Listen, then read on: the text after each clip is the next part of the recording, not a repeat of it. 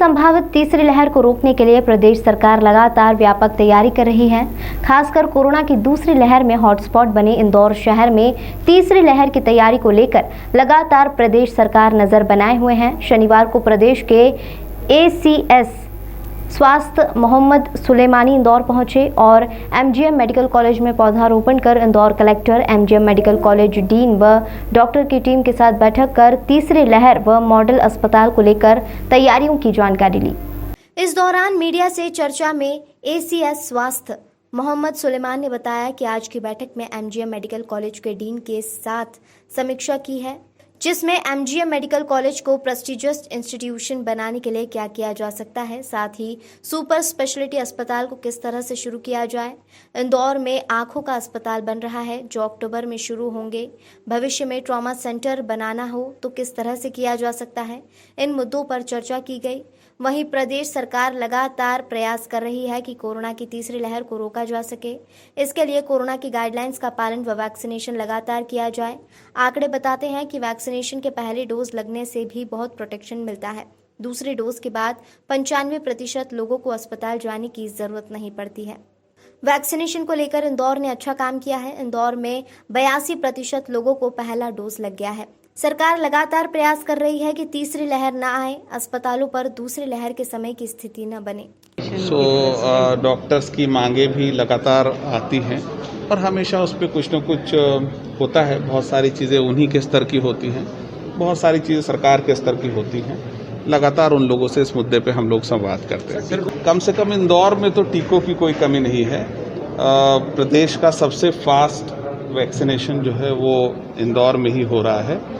रही बात यह कि देखो, एक दिन में तो सभी को टीका नहीं लग सकता। स्टाफ की लिमिटेशन भी होती है कि कितना टीका लग सकता है। अभी जैसा मैंने कहा, इंदौर में 82% लोगों को टीका लग गया है और बाकी को भी समय रहते लगेगा, ऐसा मेरी अपेक्षा है। नहीं, जो centre for excellence for I है वो करीबन 40 करोड़ की लागत से बन रहा है। बिल्डिंग लगभग उसकी 80% बन चुकी है। कुछ इक्विपमेंट हैं जिनके प्रोक्योरमेंट का काम चल रहा है। उसके स्टाफ का रिक्रूटमेंट अभी डीन साहब ने शुरू कराया है। तो हम लोग ये उम्मीद कर रहे हैं कि अक्टूबर में हमारा वो सेंटर चालू होगा तो एक बड़ी सुविधा, ख़ास तौर से जिनको आँखों की बीमारी होती है, उनका एक सेंटर ऑफ एक्सीलेंस के रूप में निःशुल्क एक सुविधा उपलब्ध होगी। ये बहुत टेक्निकल इशू है और ऑब्वियसली इस पे जो सही विचार है वो मेडिकल कम्युनिटी से ही आते हैं और अल्टीमेटली ये होता है कि जब Indian council of medical research ICMR जब कोई बात कहता है तो सरकार उसको मानती है। अभी ICMR ने ऐसा कोई विचार व्यक्त नहीं किया है। जब उनसे हमको सुनने में मिलेगा तो हम उसका पालन करें। सरकार का पूरा प्रयास तीसरी लहर को आने से डिले रोकने का है और कोशिश ये करना है कि तीसरी लहर ना आए। ये प्रश्न कि तीसरी लहर की तैयारी की जाए, ये तो थोड़ा सा इसको डिफरेंट तरीके से देखने की ज़रूरत है। को इम्प्रूव कर सकें तो तीसरी लहर की संभावना कम हो जाएगी।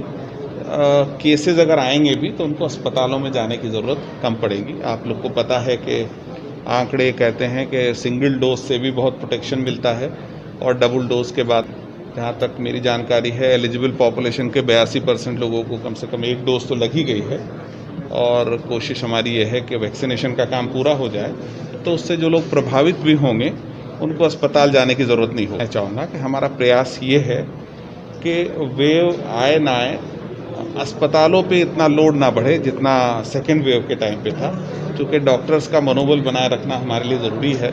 लगातार काम करते में हर आदमी थकता है, तो कोशिश ये है कि अस्पतालों पे आने वाले प्रेशर को कम किया जाए। IMA कह रहा है कि उन्हें बूस्टर तीसरा डोज जो है उसकी ज़रूरत